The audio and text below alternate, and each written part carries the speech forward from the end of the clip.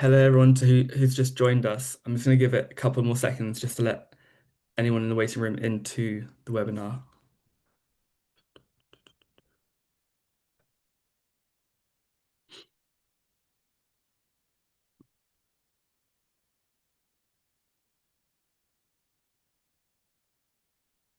A few more moments.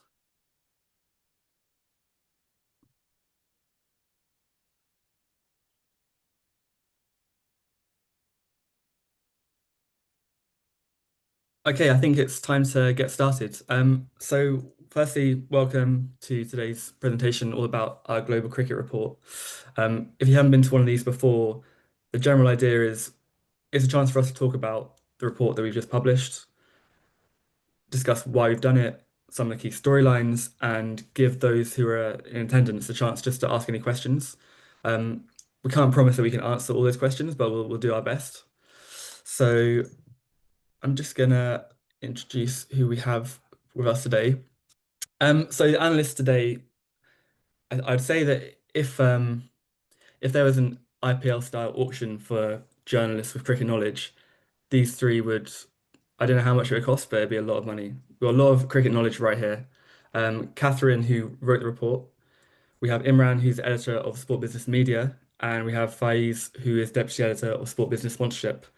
So they'll be discussing some of the key themes, some of the storylines, and like I said, wealth of knowledge on cricket. So we've got the right people for the job today. So just quickly gonna talk about the agenda. It runs as all these presentations do. A little bit of context about the report, why we decided to do it now. We'll touch on some of the key storylines in the report. I think there's five or six we're going to talk about today, and then there's chance at the end for the Q&A. So if you have any questions during this presentation, I think there's a function within this just to write down your question. We'll see it, and then at the end we'll try and answer it if we can. And obviously, there's some things we can't say, and there's some data that we can't reveal because it's in the report. But if we can talk about it, we will. And then finally, there'll be next steps. If you want to purchase a report or find out more about it, then I'll let you know how to do that. So why cricket now? I think often I find that sports are kind of described as being at crossroads. I think with cricket, it's more of a tug of war. It seems to be undergoing where you kind of have the traditional governance structures and powers, and then you have these new market forces and new competitions and emerging markets that are kind of pulling it in a different direction. So obviously it's a sport that's really undergone a lot of commercial transformation in the last few years, and that makes it a really compelling sport to analyze and to understand its commercial positioning right now. Um, Media rights values have been rising, which is something we revealed in the Global Media Rights Report from last year, but not evenly. So a lot of the growth in media rights in cricket comes from one country, and to be more specific, one league in the IPL. And that in itself, it creates challenges for a lot of different countries and territories with cricket, but also opportunities, of course.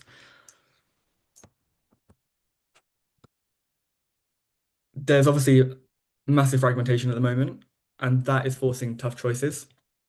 So as you see, T20 leagues popping up all over the world, that is placing a pressure on things like player availability, central contracts, even fan attention, which is obviously implicating the long-term value creation of some of these formats and the traditional structures that have really been the bedrock of the game.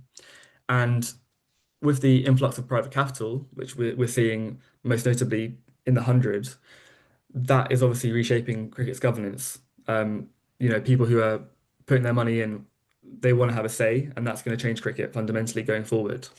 So that's kind of why we decided to do it now. Yeah, it's a compelling sport, and we found in this report there's just so much to dig into, so much really interesting data out there that it felt the right time to do something on it. So yeah, as you know, the report it kind of unpacks the commercial landscape across the key leagues and markets. We have lots of different data. We have lots of sport business data. We have some third-party data, but put together, it kind of creates a really exhaustive and comprehensive overview of cricket and its commercial landscape, and specifically, ideal for benchmarking deals, but also seeing where opportunities are in different markets. So the key storylines of the report. I'm going to hand over to Catherine and the team to discuss some of these key storylines and just give you a taster of what is in the report. Hello and good morning, everyone. And morning for me, I'll say, because I'm speaking to you from Vancouver, and it's very early, it's 7 o'clock in the morning. I must say, I really enjoyed writing this report, all 104 pages of it. It's packed with key data and really exclusive insight from our wonderful data teams, our researchers, and my colleagues here with me now, Imran and Fayez, who are experts in cricket and media rights and sponsorship. And the topic we're looking at now, which is one that I find extraordinary, the dominant role of India in the commercial landscape. It's hard for people to understand the depth and the breadth of the passion for cricket in India. And I only got that, I only got a real understanding of it in just a snippet while watching the Sachin Tendulkar film on a flight the other day. And it was extraordinary to me to see the hundreds and hundreds of thousands of people chanting his name in a stadium. And we don't really see that in Canada, at least, that passion for a sport. And I think that leads to the dominant role of India in the commercial landscape. It's just it is a religion there. Cricket is, people live and breathe cricket. And because of that, the revenue that goes to the ICC, the International Cricket Council, every year from media rights in this current cycle, 2024 to 2027, 90% of the value comes from the Indian market. And that's about $3.1 billion in total over the 4 years of the 3.4 from all the rest of the countries in the world. The next biggest contributor is the UK, which contributes just 4%. So India is contributing around 90. The next biggest, the UK, is contributing 4%. And the ICC shares out revenues once costs and everything have been accounted for, and they share out revenues among the ICC member nations. And the India, again, it gets the biggest share, about 38.5%, and that's up from 23% in the previous cycle. The next biggest country, again, is the UK. The England and Wales Cricket Board, they get 6.89%. So you can really see the dominance of India. And I had one executive tell me during the course of writing the report that the Indians and the BCCI, the national governing body, they are aware of this massive imbalance. There's an understanding they're almost monopolizing the business. They're not taking in the big picture, and that's because they don't need to. It's an ecosystem in India that is thriving, and there's a lot of money being made, and it's the passion in India. And they don't really need to care about the rest of the world, which is an interesting tussle between all the different member nations and how to keep the sport thriving and growing. And I think Imran's going to be able to shed some light on that with developments to sort of spread the wealth, so to speak. And part of that includes the Olympic inclusion and many other factors. Imran, what can you tell us? Yeah, it's very topical. Hello, everyone. I'm sure many of the viewers today have been enthralled so far with the India-England series. The last match was at Lord's for years, for decades, known as the home of cricket. But of course, both in terms of sort of executive decisions, the home of cricket is essentially the ICC's HQ, which is in Dubai, has been for a number of years. And as you alluded to, the sort of spiritual home, if you like, is, well, somewhere probably in the center of India, Nagpur or whatever would be geographically central. And yes, you're absolutely right. In terms of commerce, in terms of governance, in terms of structuring the game, India is very much driving through decisions. In fact, Ravi Shastri, Indian all-rounder, very punchy sort of commentator now, he said, I think during this series, that in terms of the ICC revenue split, he said India should get even more because there's an imbalance there, 90 to 38.5, I think he said. And, even just in the last week or two, we had Sanjol Gupta confirmed as CEO of the ICC. He is very experienced executive he was running JioStar's Sport, essentially the biggest media group in India. Before that was Disney Stars, he's sort of head of sport. He goes to the ICC now, slightly more political role for him, I think. As you said, being the ICC is in charge of world cricket, so to speak, has to administer it. So you have a lot of, the UK may be only providing 4% of the media rights fees for this cycle, but the UK will want its say not to mention the much smaller cricketing nation. So important role for him to play. And as you also mentioned, leading up to the Olympics, we had the news just this week, some more details on, say, the timing of those matches at LA 2028. It'll hit sort of Indian prime time and then also Indian morning, just to make sure it's not on at 3 a.m. in India, because India is very much the target for the IOC in terms of bringing in the Olympics. Yes, maybe it'll show, Americans and others the game and spread the game a bit more, but ultimately I think the IOC are looking at a massive increase in their media rights in India, which they currently have in the market. And I think, Fayez, you had some information on the amount of sponsorship money that's generated by cricket and how much of that comes from India. Yeah, sure. Hi, everybody. It's a very similar story to what Imran just spoke about on the media rights side. All of this growth around the world of cricket, the emergence of these new leagues. Some are, having an easier time than others. Some of the old guard are finding things tricky, but the one place everything's going upside is India, and it's exactly the same with the sponsorship revenue. I think global cricket sponsorship spend, I think India accounts for somewhere around 40% of it worldwide. So, it gives you another sort of sense of the size of the Indian market. Most of the IPL teams, which currently have relatively, I would say, modest sponsorship revenues, given the size and prestige of the league. But those are all growing exponentially. In the last year alone, basically every single IPL franchise experienced somewhere between a 15 to a 20% growth in its sponsorship revenue, whether that's you're the richest team or the biggest team in the league, Mumbai Indians or so, or one of the sort of smaller leagues. But everything is continuing upside. And I think in terms of what Catherine was saying, some of what's really helping the IPL is they kind of got the best of both worlds in that domestic and international sense. India's a huge domestic market. The IPL is the most popular product probably on TV. I mean, possibly, Bollywood would have something to say, but it's when it's on, everyone's watching. So if you're an Indian brand and you want to get your brand out in India, the IPL is one of the best places to go and do it. Whether you're looking at the big metropolises or you're looking at the tier 3, tier 4 cities, you go through the IPL, you're going to get all the eyeballs. So they've got that huge domestic appeal, and then similarly, increasingly, they've always been there, but the investment from big international brands who want to come into India and get their brand known from an external position, they're now putting their money where their mouth is when it comes to the IPL. So we'll get into some of it a bit later, perhaps. But, India, IPL, BCCI, they are right in the sweet spot at the minute when it comes to cricket sponsorship.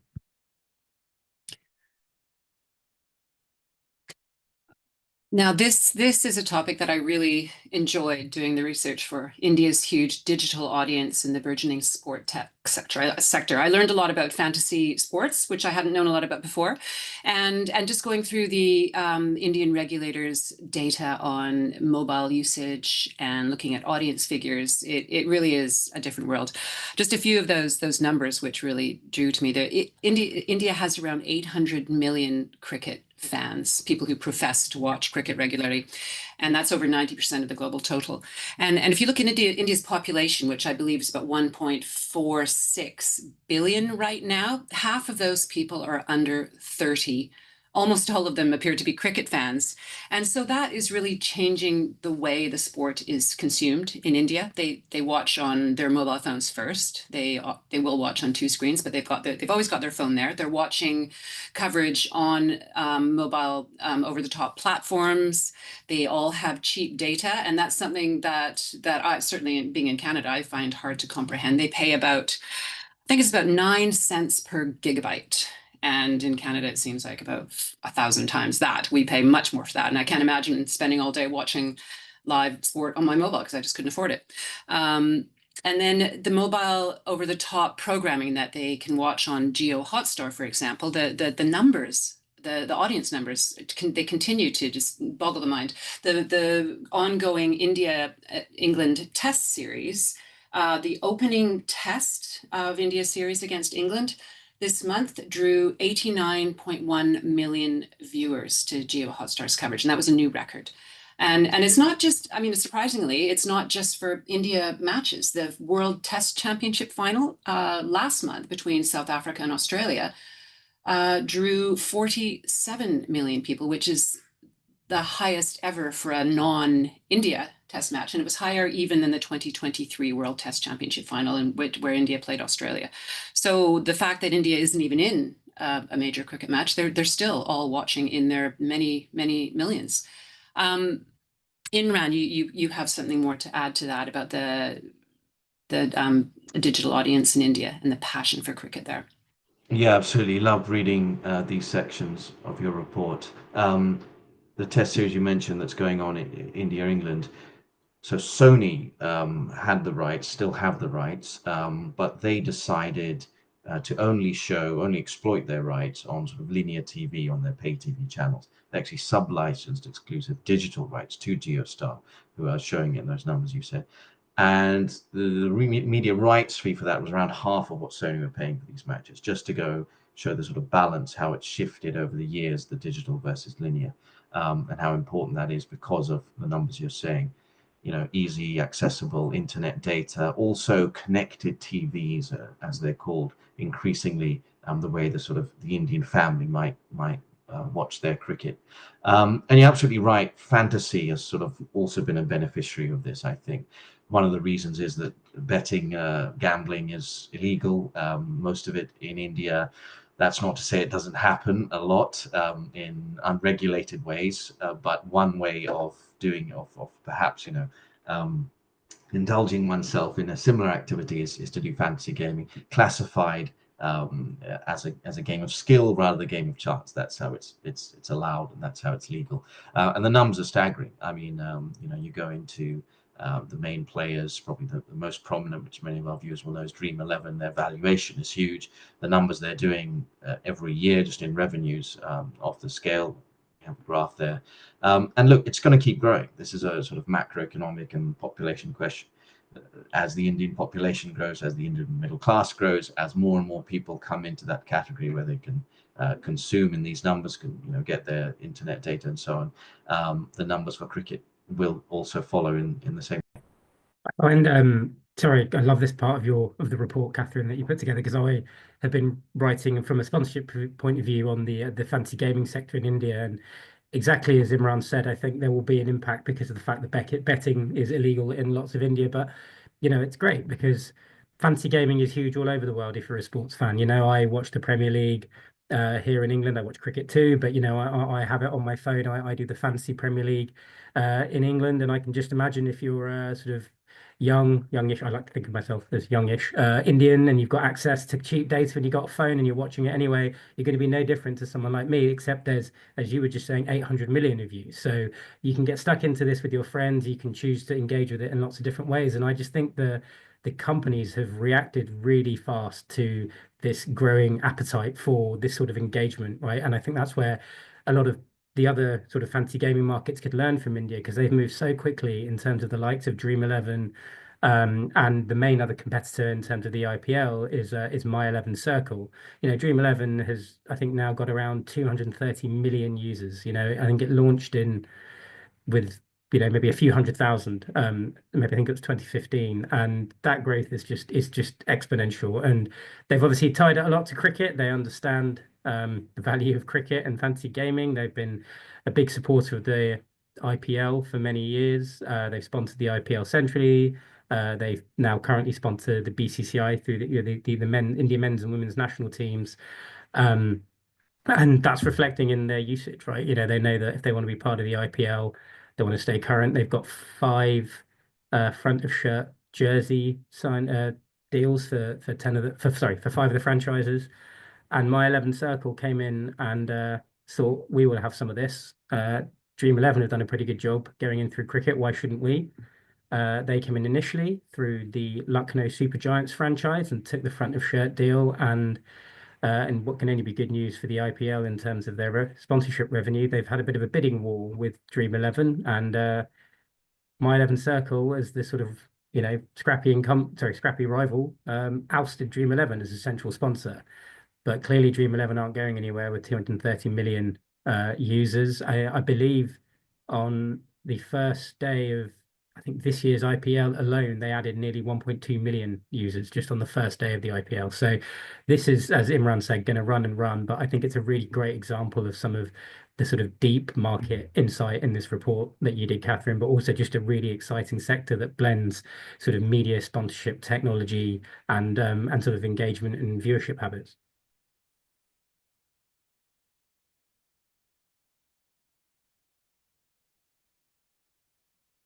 Oh, Catherine, you're on mute. Just think we can't hear you.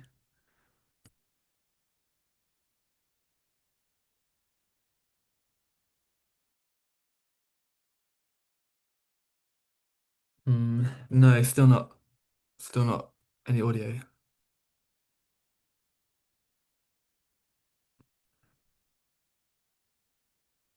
The microphone. Can you hear me now? Got you. You got me. Good. Yeah. Okay. Turned off my microphone. Well, what Imran and Fayez have just said, nowhere is that more obvious than in the Indian Premier League, which is a true economic phenomenon. And I find it interesting here in Canada because everybody's heard of the Indian Premier League, but you can't really watch it unless you subscribe to a high up the dial pay channel, Willow TV. And not many people have that. And I know very few people who actually subscribe unless they're dyed in the wool cricket fans, but everybody's heard of it. And one of the numbers that I like about the Indian Premier League is that on the opening weekend of this year's IPL 18, the 18th edition of it, there were 1.6 billion cumulative viewers. Now that's over the course of the weekend, so it's not a terribly fair comparison, but you compare that to the audience for the NFL Super Bowl this year, which was the best ever, the highest rated program ever in US television, on US television broadcast history. And it got 191 million viewers across all platforms. So while you're looking at a whole weekend of the opening weekend of the IPL, it was 1.6 billion compared to 191 million for the NFL. And that right there just says, there's something different going on here. I'd like Imran to come in and tell us more about the media rights revenue across the sport and how much the IPL brings in, and if there's expansion plans for the IPL and what that might mean. Imran? Yeah. Well, our conversation so far has been heavily sort of tilted towards India. It was, I think, Ashish Nandi, who was an Indian sociologist. He wrote and started one of his books that cricket is an Indian sport accidentally discovered by the English, and I think that was even before the start of the IPL. And if it wasn't true then, it's certainly true now. You're right. The IPL has come to sort of dominate cricket's finances in many ways. It is the most important property in the sport by a distance. So much more than, say, BCCI, which is essentially Indian home matches, then the ICC media sponsorship rights as well. An ICC executive once said to me, he said, the power of the IPL is, because he was talking about his own, the ICC's own rights and so on, that essentially it's all about India matches, really, in terms of the values, really. How many India matches are there in a tournament? The IPL, he said to me, is 74 India matches, so it's Indian teams, it's largely Indian players, and the level of engagement in the competition is perhaps unmatched. I think 40% of all media rights across the sport, you've got the figure there. It's amazing because it's not even 2 decades old, and yet it has come to dominate. One issue is its scheduling. At the moment, it's 74 matches. They want to bring it up to 94, is sort of what we've been hearing. How that happens is anyone's guess. They can't go sort of further into the calendar because that sort of hits the monsoon time in India. If they start earlier, there's a bit of an issue there because there are other T20 leagues. There are bilaterals to be played. That's matches, between countries. There's a view of that there could almost be 2 IPLs, one happening at the moment where it sits in the calendar, sort of springtime, and another perhaps more in the autumn. I think there's no question the IPL will get bigger in terms of its matches. The question is how that happens and the knock-on effect to other properties within the sport, which is well explored in your report. Mm-hmm. Fayez, you've got some interesting numbers on sponsorship of IPL teams and how those have grown in recent years, which I think is remarkable.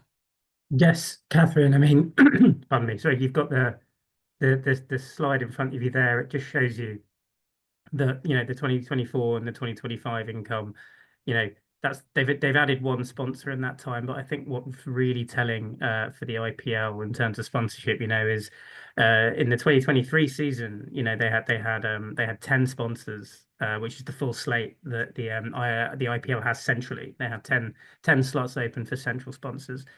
And in 2024, they dropped that to five. In the new commercial cycle running from 2024 to 2028, they went from 10 to five sponsors, and yet they achieved almost exactly, if not slightly, just 99% of the amount of revenue of the previous 10 sponsors they achieved through five sponsors. So half the number of brands involved, same amount of money, and in 2025 they've exceeded that. So they've added a sixth sponsor, but they've exceeded what 10 were doing only 2 years ago. So I think that gives you a sense of just the astronomical growth of sponsorship. And it's funny because I know, um, you know, there's most of the money's in the media rights. I get it, but I think a lot of people talk about the biggest opportunity for the IPL being the huge headroom there is in sponsorship. It's one of the most valuable leagues in the world, and yet when you look at some of the franchises, many of which are valued well over $1 billion, there's still plenty of room in terms of dollar growth for their sponsorship. It's if you take the front of shirt sponsorship, it's the most valued asset of any team that they can sell.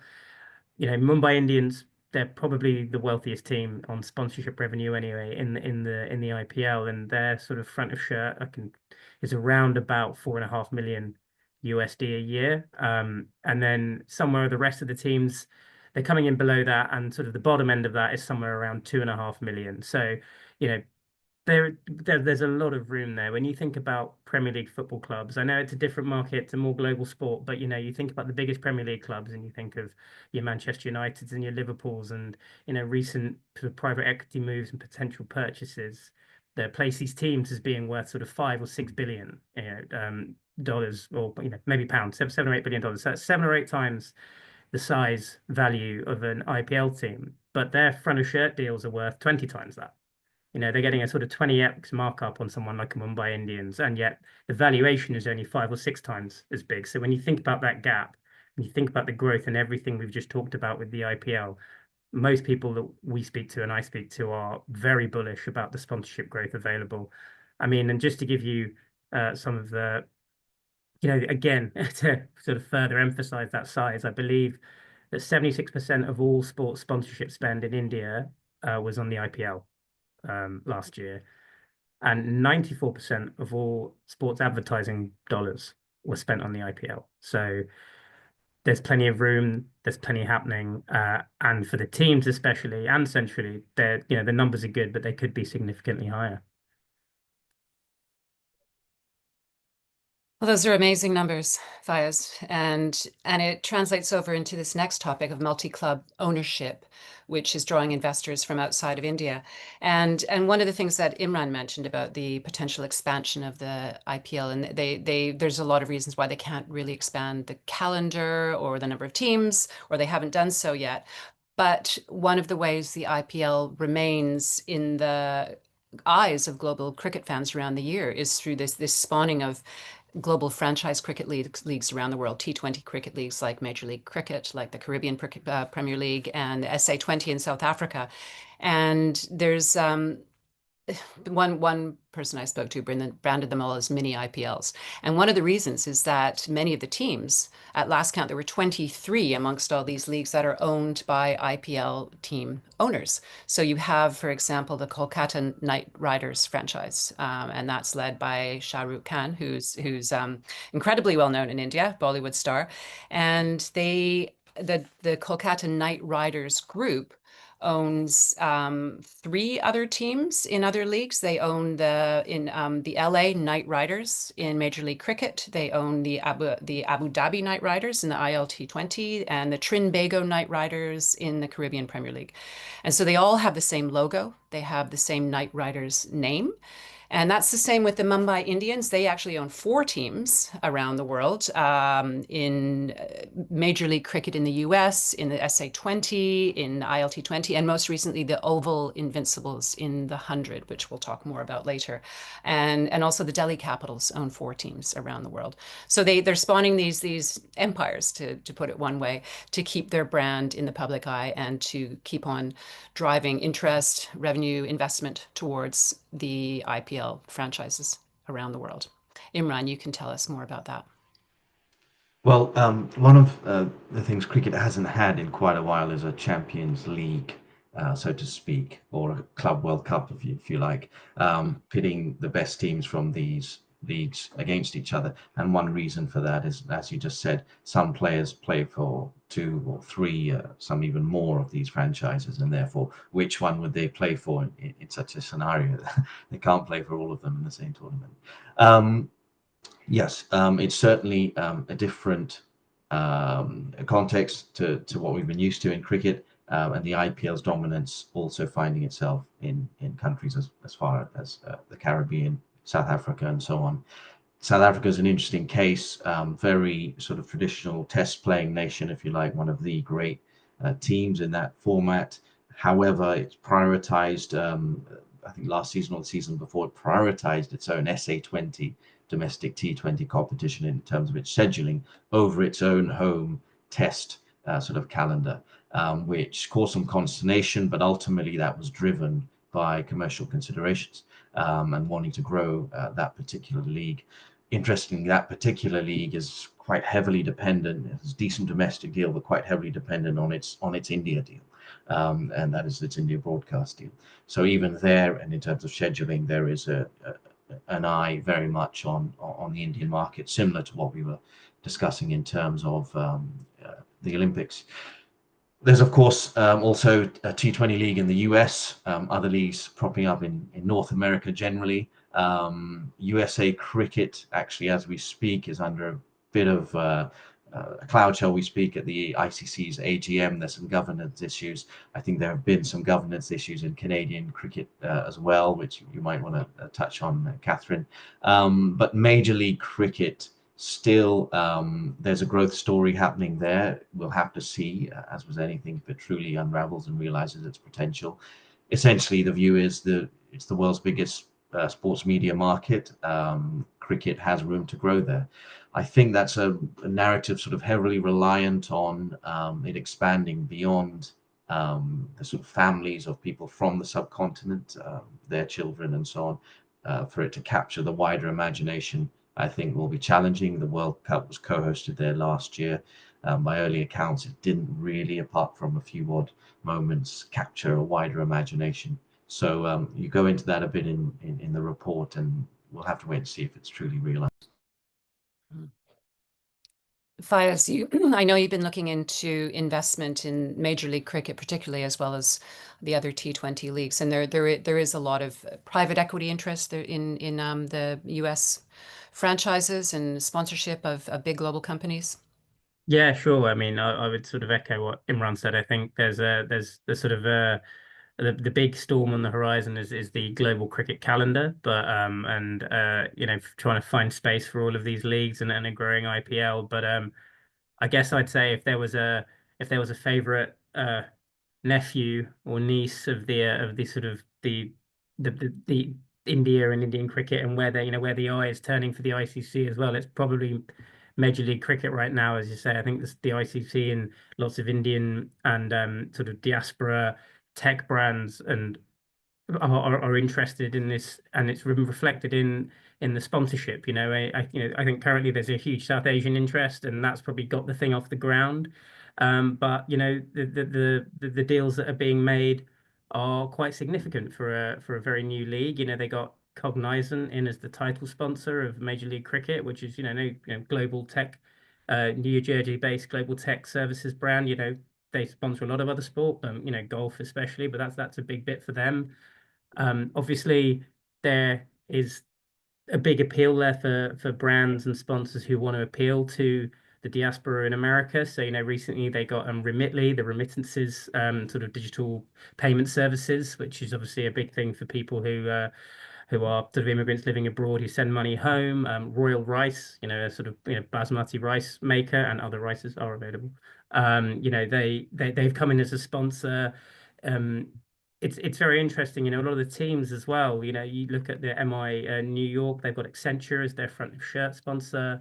There's San Francisco Unicorns have got Qualies, another sort of Silicon Valley facing tech firms. So there seems to be a lot of momentum behind it on a sponsorship and investment side. And I think Imran's absolutely right that in the long-term health of it, you need to look to grow it beyond the sort of the diaspora of the Asian nation, South subcontinent, and maybe the Caribbean who are interested in cricket. But I think it's interesting because, as Imran said, the market is just so big for sport in the States. It's absolutely massive, and it's not that similar. But I was speaking, for example, I was speaking to somebody in rugby, and rugby much smaller sport than cricket. Don't get me wrong, cricket's much bigger sport, but the US is hosting, and I think Canada, the 2031 Men's Rugby World Cup, and people I was speaking to are saying, we're never going to be NFL, NBA, that sort of thing. But the market is so big that if we can just get a few percentage points up in America for a sport like rugby, that could change us, And I know cricket's much bigger, but I think, you don't have to shoot for the moon immediately. I think some of these brands are thinking about let's build the foundations properly with the sort of the immediate fan base, get them interested, engaged, go further. But if you can just dial it up, from a low base in the States, certainly from a revenue and sponsorship perspective, that could be huge in terms of dollar revenue. So hopefully over time it gets even bigger. But I think it's one of those things where if you get in and build it correctly from the beginning, MLC could go a long way. Mm-hmm. I agree. And I think there's also the issue of the growing awareness of cricket in Canada and the US. Canada just qualified again for the T20 World Cup, along with other unexpected qualifiers like Italy. And I think as you go on with the Olympics in 2028 in Los Angeles, there's only likely to be 6 teams invited. But once you get beyond that to 2032, they will have the regional qualifications. So you will have two teams from the Americas, or 3 teams, and 2 or 3 from Asia. And so that is really going to release a lot of money from National Cricket Board. National Olympic committees will be funding their cricket teams. And just a quick example of Brazil. Nobody really connects Brazil much with cricket, but cricket's been admitted to the Pan Am Games as well as the Olympics. And on the back of that, Cricket Brazil is getting upwards of $500,000 this year, and they'll be looking to get towards $1 million next year from their National Olympic Committee to prepare their national teams to compete in the Pan Am Games in 2027 and further on in potentially in the 2032 Olympic Games. So that is nowhere near the scale of India, Australia, or England, but it is a game changer for many of these nations who have big markets like Brazil, the US, Canada, and we could see a change in the cricket power balance in that sort of second tier. But let's move on to the next slide about the 100, the England and Wales Cricket Board, their 100-ball tournament, which launched in 2021. And it was moving along, had live coverage. It did very well for the women.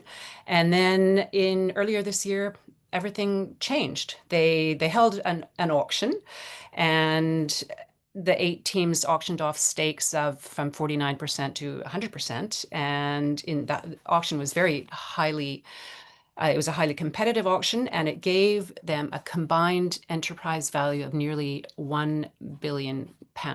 Now, I know Imran was speaking to none other than Lalit Modi, the founder of the IPL, earlier this week. And he had some questions, and we were talking about the ECB valuations. Has that money been actually handed over? What is it? Are there projections for their media rights and sponsorship revenues? Are those achievable? Imran, over to you. Yeah, great Lalit Modi. He was quite outspoken, I think, a few months ago when the 100 sort of document in which it outlined some of these media rights projections, in particular, I think, for the US, as we've discussed, for India, and even domestically. He thought they were optimistic, to say the least. We did an analysis at the time. You've gone further in your report about whether those are realistic. We'll have to wait and see. I think the truth is they do seem a little optimistic. Maybe they'll be realized. In terms of what you mentioned about the investors, yes, the ECB sold off its 49% stakes in these 800 teams, got about just over £500 million, I think, for English cricket, which will help grow the game, the grassroots, etc. So that's pretty exciting. That was the objective. The investors, though, did have a few questions sort of after those agreements were sort of signed before they became fully sealed, signed, binding contracts.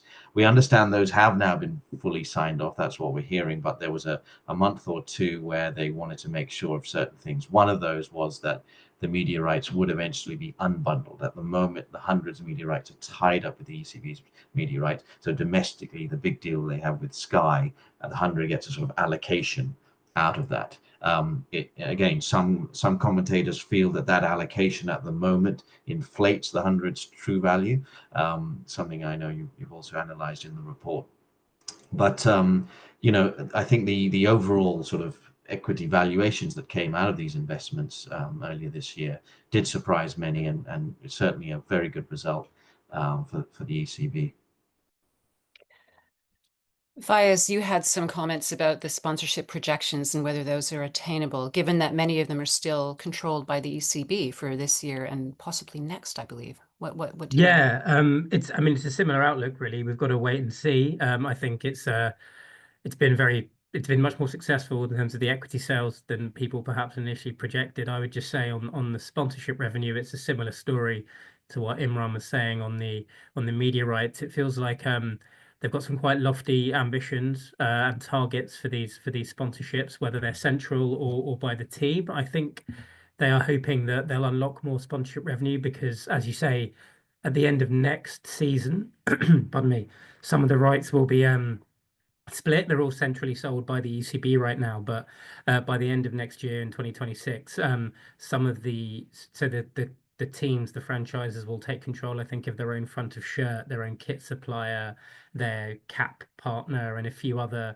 assets will be for theirs to sell for themselves. So I think the ECB are hoping that when that split happens, they're holding, I think, five centrally to sell for the ECB and the 100, I should say, and then the rest. The teams will be able to agree their own deals. So I assume they're leaning quite heavily on those deals unlocking more revenue, but it's wait and see time.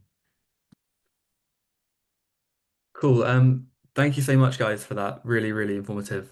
We do have some questions, and I'm going to be that really annoying host guy who's going to say, in the interest of trying to get through them, let's be quite quick with the answers. I know obviously some of these topics you could probably talk for hours on, which would be very compelling, but everyone's got stuff to do, so let's try and keep answers as short as possible. First up, a media rights question. On the topic of that Italy has now qualified for the next T20 World Cup. Could you imagine a possible media value increase in Europe on the horizon? And could that mean that small competitions like the European Cricket League might grow? I'm not sure who's best placed. Maybe Imran is best placed to answer that one. A short answer is no. When even Serie A and many other properties in Italy are struggling to get that sort of level of media rights growth because of the nature of the media business in Italy, I think it's unlikely just one appearance of the T20. I think it's something that'll appear on the Rai News at 10 or whatever happens there in Rome. That's my short. Cool. Next one, given that it's all about the way content is consumed in India. So the fact that the audience is so young in India, is there a big distinction between the growth and interest in short clips and memes versus full-length cricket matches in terms of consumption of content, I suppose? Well, from what I know, a lot of the young people, they will be in the living room with their family watching the match live on the telly. And they also have their second screen in front of them, and that's where they're watching the short clips and the TikToks and all that. And so there is the two screen viewing habits of the young people. And what's extraordinary about the viewing habits of the young Indians is that it's around 40% of them are women. This is a really big thing that 40% of women are watching this massive sport. And so that changes the nature of everything, of this, the sponsorship, the advertising. And I'm sure you agree with that, Imran. You've been looking at the media, the rights and the viewing audiences and that. What do you have to say about that? Women's cricket, particularly in India, but I think also in the major cricket markets, the UK, Australia, and so on, is rising exponentially. I mean, there's a lot of talk about women's football and the growth potential and the ceiling being quite high in markets like the UK and elsewhere, I think perhaps not enough attention is paid on women's cricket, and particularly just at the sponsorship opportunities that are. Yeah, and I do think that most of the young people, I don't know that I've ever found any clear data on that from the Indian sites and data that I was looking at, but people do watch the live match, and they're looking at shorts and everything else on their screens at the same time. So it's not that they're moving away from the live coverage. Great. Next question is all about gaming, mobile gaming. Do user motivations and engagement patterns in fantasy sports in India differ from traditional gaming? Do we know anything about that? I mean, I kind of put you on the spot here. It's quite a specific question, but are there any difference in habits? I think Fayez, you might know about that, would you? I mean, I would sort of, I wouldn't say I'm an expert, but I would say they're quite distinct markets. Like I think sort of fancy gaming and gaming is obviously huge, but I think you don't have to be a gamer to enjoy fantasy gaming and vice versa. I think, people get into fantasy gaming, I think primarily because of their interest in the sport. And then gaming is its entirely own, multi-billion-dollar industry. But I would say in terms of habits, I think gaming has helped help people in sort of social and content understand the shareability, because lots of gaming, it's networked, it's online, people talk, people are interacting while an event is happening, and I think it's taken sport and content and sports content a little while to realize that that's how you drive engagement, drive loyalty, drive conversation, and I think that's what fantasy gaming helps the sports uh, properties do, which is sort of get the best learnings from gaming in terms of engagement and shareability and take that into their sport. But I don't know if they're necessarily distinct. I'm sorry. Don't know if that entirely answers the question. No, that's great. That's great. And then a nice easy one. How is private equity investment changing franchise cricket, and will it be a success? I think it has been a success. If you look at private equity investment in sport in the last 5, 10 years, there's some of the major leagues of Europe, France, Spain. We can see sort of flatlining at best of media rights there. If we look at something like rugby, yet to really say that private equity investment has paid off. I think that there's a growth story which again has been put in, but will take time to deliver. Private equity is invested also in tennis, yet to see the kind of exponential growth there. For example, in WTA Tour. Whereas, the investment in, say, the IPL teams was sort of predicated on media rights growth over many cycles, and that has so far paid off.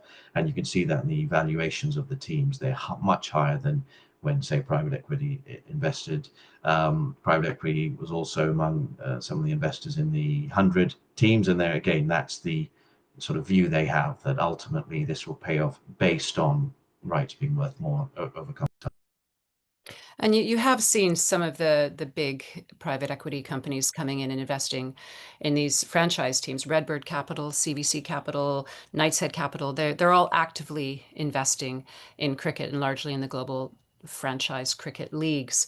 And I had a cricket talent agent tell me about why cricket is so investable at the moment. And he said that cricket has the scale of football, the frequency of basketball, a growing commercial maturity, and now with franchise leagues year round, it has a data-rich fan base and expanding digital models. And I think that sums it up right there, why it's so appealing to private equity. But then again, these companies, these investors will be looking for a return over the next 10 years, and time will tell whether it's a good investment. You look at the millions they've invested in the 100, and yet there's still those tussles between the centrally sold media rights and sponsorship and whether they'll be able to sell those separately and make much more in line with their projections. Cool. Yeah, I mean, very interesting stuff. And then to round off the last question, obviously we called this the Global Cricket Report. And the last question here is, can you really call cricket a global sport if only 5 to 6 markets take the sport seriously and just 2 to 3 invest heavily in it? Good question. Imran, do you want to take that on? Yeah, I think about 15, 20 years ago, I remember reading about Javed Miandad. I don't know how many of the viewers remember him. They watched cricket in the 80s. It was a very sort of pugnacious Pakistani batsman. I read about him going to China and the report said he'd been there trying to promote cricket, and he was very effusive that China was going to take off the next big cricket market. I'm not sure about you, but I haven't read an article since. We've talked about potential growth in the US and how that is somewhat speculative at the moment. I think I can see where the sort of questioner is leading, and I largely agree. But having said that, the biggest sport in the world, sorry, the biggest property, not the biggest sport in the world commercially, is football. The biggest property is the NFL, which is American football. Like the IPL, I think 97 to 98% of the NFL's media rights are domestic, in the domestic market. Just as we've seen the NFL only take internationalization seriously in the last few years, playing matches in the UK, Germany, now Australia and Brazil, etc. I think we need to see IPL matches happen. Catherine mentioned Brazil. Let's have an IPL match in Rio de Janeiro. One issue might be the pitches. Even the IOC is very concerned about the drop-in pitches to be used for LA28, so that could be a concern. But I largely agree. Is it a global sport?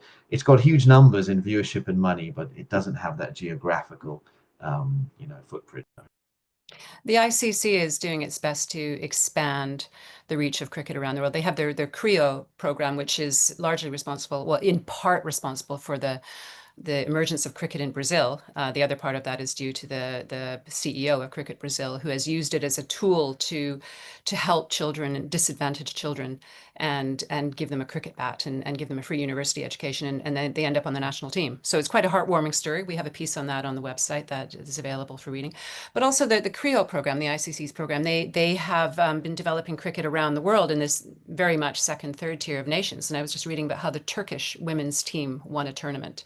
And that's terribly exciting to them. And they are looking at potentially Olympic qualification for 2032. And so I think below this top tier, the former Commonwealth nations, you have Afghanistan, Zimbabwe, and Ireland, and these teams in the top 12 of the ICC. Below that, you have a second tier of countries that is going to have more cricket participation. There's going to be more money flowing from Olympic committees. And I think participation around the world will grow. By no means will it challenge the top countries for the next, 100 years, but it is changing and participation is growing. Nice. It's a very nice optimistic note to lead us on, I think. So thank you everyone for attending, and especially thanks to the analysts for giving their time and giving their views on cricket. Obviously, if you're interested in purchasing the report, I'm going to have to do this at the end. Available on the website, should be quite easy to find. And just a list of the other reports coming up. We've got global sponsorship, global media, private equity, US college sports, and global motorsports all going under the spotlight in the next few months. So yeah, once again, thank you everyone. Hopefully that was informative. If you have any questions, just reach out and we'd be happy to try and answer that, particularly about the report. So great. Thanks everyone. Thank you.